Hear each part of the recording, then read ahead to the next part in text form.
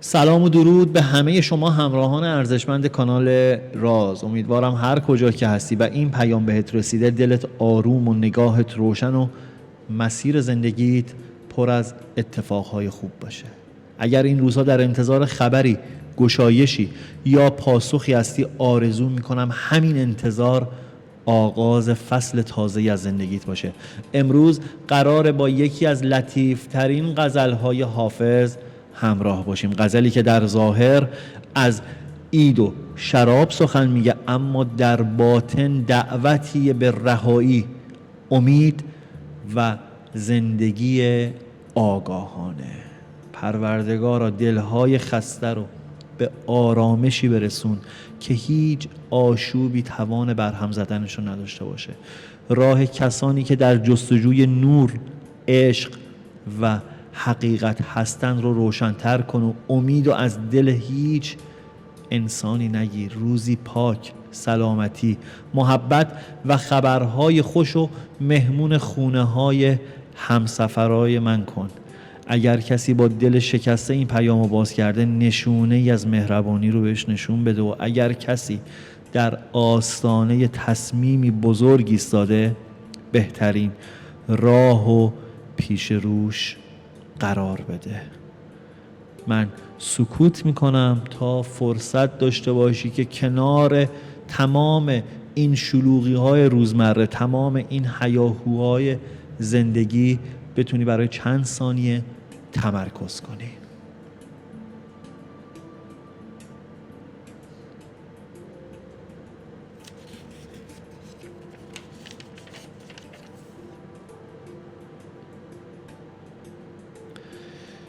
خب اگر نیت کردی و آماده ای، بریم سراغ غزل 246 از حافظ شیرازی تا ببینیم امروز کائنات در قامت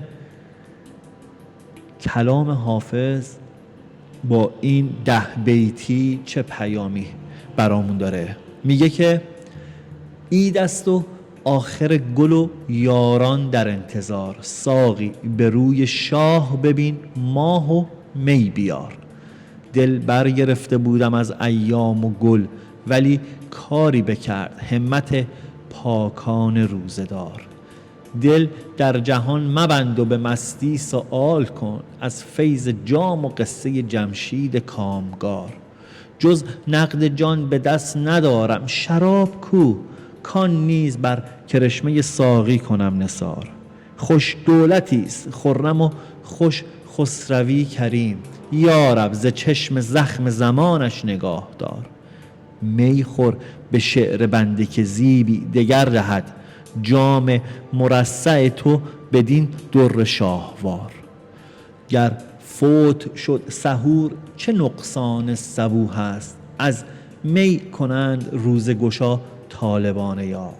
زانجا که پرده پوشی عفو کریم توست، بر قلب ما ببخش که نقدیست کم عیار. ترسم که روز حشر عنان بر عنان رود، تسبیح شیخ و خرقه رند شراب خواه. حافظ چو رفت روزه و گل نیز می رود، ناچار باده نوش که از دست رفت کار. بریم سراغ تعبیر و تفسیر بیت به بیت این غزل و بعدش پیام و راز غزل که قراره با هم دیگه کشفش کنیم، و در آخر هم با نیتی که داری ببینیم چه فالی دستگیرمون میشه. توی بیت اوله که حافظ میگه عید است و آخر گل و یاران در انتظار، ساقی به روی شاه ببین ماه و می بیار. حافظ میگه عید فرا رسیده، فصل گل و سرسبزیه و دوستان من چشم انتظارم، پس ساقی جام شادی رو بیار. توی نگاه عرفانی عید فقط یک مناسبت تقویمی نیست، نماد بیداری روحه. در واقع حافظ داره یادآوری میکنه که فرصت‌های زیبا همیشگی نیستن. خیلی از ما اونقدر درگیر نگرانی‌های آینده میشیم که زیبایی امروز رو فراموش میکنیم. و چیزی که من فکر میکنم این بیت دعوتی به حضور در لحظه، قدر دونستن عزیزان و استقبال از نعمتهایی که همین امروز در اختیارمونه. و توی بیت دومه که میگه دل برگرفته بودم از ایام گل، ولی کاری بکرد همت پاکان روزدار. میگه تصمیم گرفته بود دل از شادیهای دنیا چشم پوشی کنه، اما اخلاص و پاکی روزداران مسیر دلش رو عوض کرد. حافظ ارزش عبادت واقعی رو در خلوص نیت میبینه، نه در ظاهر اعمال. گاهی رفتار صادقانه یک انسان پاک بیش از صدها نصیحت میبینی که به دل میشینه. توی زندگی امروز هم همینه. انسانهای با اخلاق و مهربون میتونن امید و در دل دیگران زنده کنن. دل در جهان مبند و به مستی سؤال کن، از فیض جام و قصه جمشید کامکار.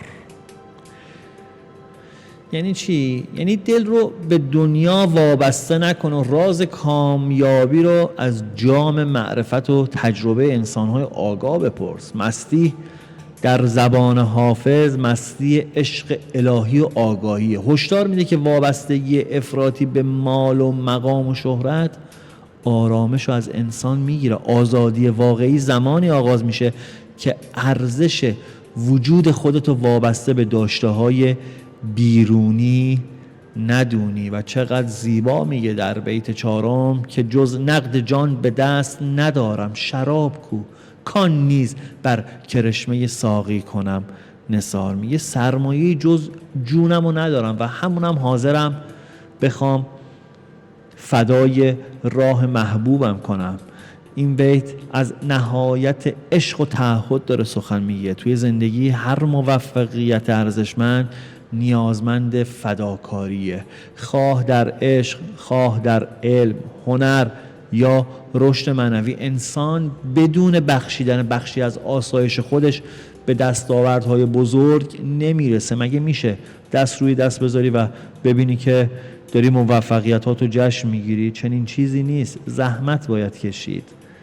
در بیت 5 میگه خوش دولتی است خرم و خوش خسروی کریم، یارب ز چشم زخم زمانش نگاه دار. حافظ برای پادشاه کریم دعا میکنه که از آسیب روزگار در امان بمونه. یه لایه عمیق‌تر بخوای بهش نگاه کنی، این دعا برای هر نعمتیه که خدا به انسان داده، سلامتی، روابط خوب، چه میدونم، عزت، یا میتونه شکرگزاری باشه.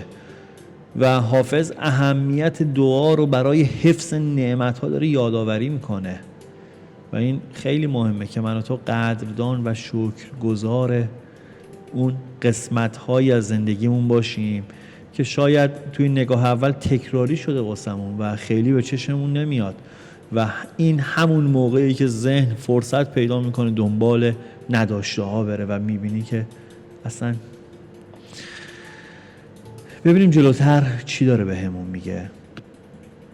بیت 6 که میگه میخور به شعر بنده که زیبی دگر دهد، جام مرصع تو بدین در شاهوار. شاعر داره از مخاطبش میخواد که با جام ارزشمندش همراهی کنه تا زیبایی 100 چندان بشه. حافظ داره به قدرت کلام اشاره میکنه. یک سخن درست، یک جمله امیدبخش یا یک شعر زیبا میتونه روح انسان رو دگرگون کنه. گاهی واژه‌ها همون کاری رو میکنن که هیچ ثروتی قادر به انجامش نیست. گر فوت شد سحور چه نقصان صبوح است، از می کنند روزه گشا طالبان یار. میگه اگر سحری از دست رفت هنوز فرصت دیگه‌ای برای آغاز هست. عاشقان راه خودشون رو پیدا میکنن. این بیت امید بخش دیگه. میگه اگه فرصتی رو از دست دادیم این که دیگه پایان دنیا نیست، همیشه میشه از نقطه آغاز کرد. شکست ها پایان مسیر نیستن، گاهی مقدمه بلوغ انسان هستند زانجا که پرده پوشی عفو کریم توست. بر قلب ما ببخش که نقدیست کم عیار. حافظ از خدا میخواد با وجود کاستی های انسان اون رو به لطف و بخشش خودش پذیرا باشه. این بیت یادآور مهربانی بی پایان خداونده. هیچ انسانی کامل نیست، مهم اونه که از اشتباهات خودش آگاه باشه و برای بهتر شدنش تلاش کنه. امید به رحمت الهی نیروی حرکت دوباره رو در انسان زنده نگه میداره و این همون چیزیه که ما هر از گاهی توی این کانال فرصتش رو پیدا کردیم که بهش بگیم که قراره هر روز سعی کنیم یک نسخه بهتر از دیروز خودمون باشیم. ترسم که روز حشر عنان بر عنان رود، تسبیح شیخ و خرقه رند شرابخوار. حافظ میترسه از روز قیامت که اون ظاهر دینداری و حقیقت دل انسانها کنار بره و همه چی آشکار بشه. از قضاوت‌های ظاهری انتقاد میکنه، میگه کسی ظاهر خیلی مذهبی ممکنه داشته باشه اما دلش از محبت خالی باشه و در مقابل انسانی ساده و بی ادعا نزد خداوند مقامی بلند داشته باشه. ارزش واقعی انسان در نیت و صداقتش تعیین شده. و در بیت دهم، بیت آخره که میگه حافظ چو رفت روزه و گل نیز میرود، ناچار باده نوش که از دست رفت کار. یعنی چی؟ یعنی با پایان ماه روزه و پایان فصل گل، حافظ میگه فرصت ها هم در حال گذرن، پس قدر لحظه های زندگی رو بدون.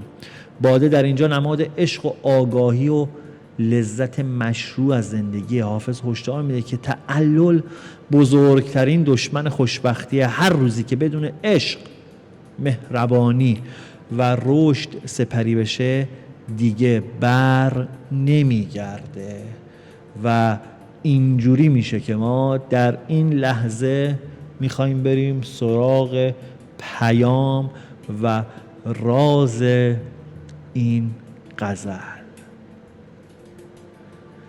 بزرگترین پیامی که این غزل در دل خودش جا داده، میگه زندگی مجموعه‌ای از فرصت‌های گذراست و انسان خردمند و انسان مدرن امروز کسیه که این فرصت‌ها رو با حضور قلب و عشق و آگاهی زندگی کنه.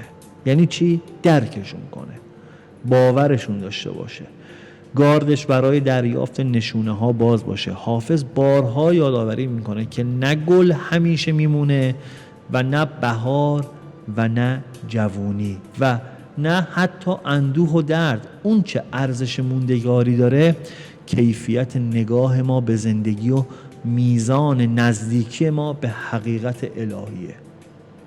اون میگه میون عبادت، عشق، شادی و معرفت تضادی نمیبینه و همه راههایی برای نزدیک شدن به خداونده.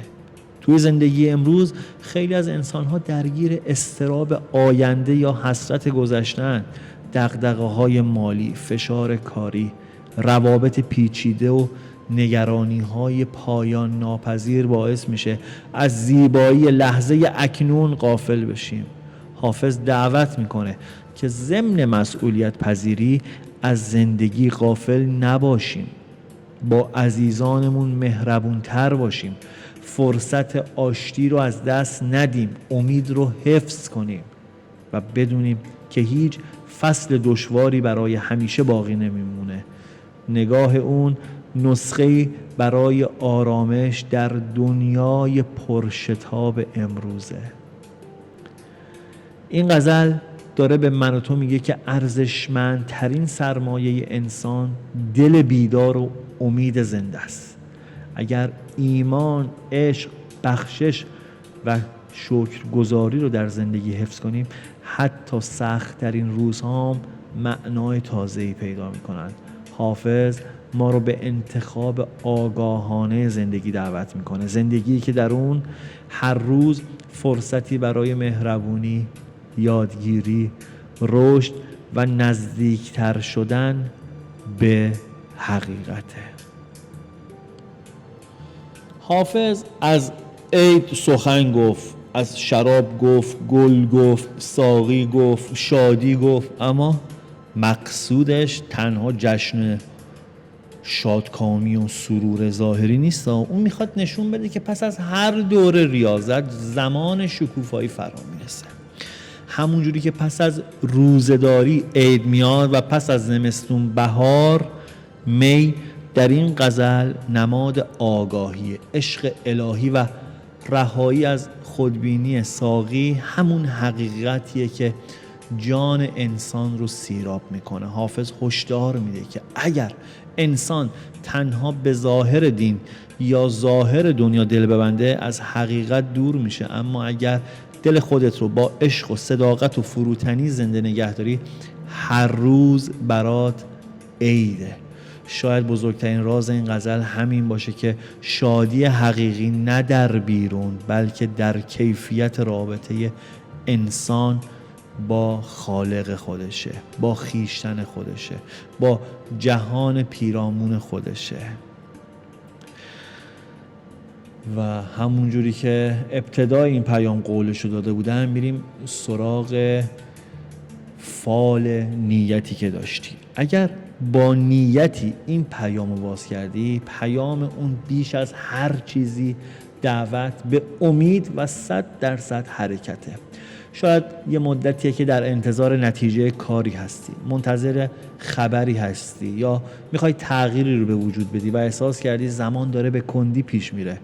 حافظ توی این فال داره بهت یادآوری میکنه که هر فصل زمان خودشو داره. همونجوری که عید پس از 30 روز روزه‌داری میاد، گشایش هم پس از صبر و تلاش میاد.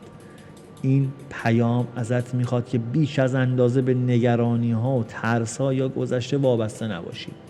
اگر فرصتی رو از دست دادی، هنوز راه تازه‌ای پیش روی تو هست. اگر از کسی دلگیری، زمان آشتی و سبک کردن دلها فرا رسیده. اگر در تصمیم مهمی مردد هستی، با آرامش و صداقت و توکل پیش برو و اجازه نده عجله یا ناامیدی تو انتخابت تأثیر بذاره. این فال نشونه برای قدردانی از نعمت‌هایی که امروز توی زندگیت هست، حتی اگر کوچیک به نظر میرسه. گاهی نعمت‌های ساده آغاز برکت‌های بزرگه. امیدت رو حفظ کن، دل خودت رو از کینه و ناامیدی خالی کن و باور داشته باش که هر گام صادقانه‌ای که برمی‌داری تو رو به افقی روشن‌تر نزدیک میکنه.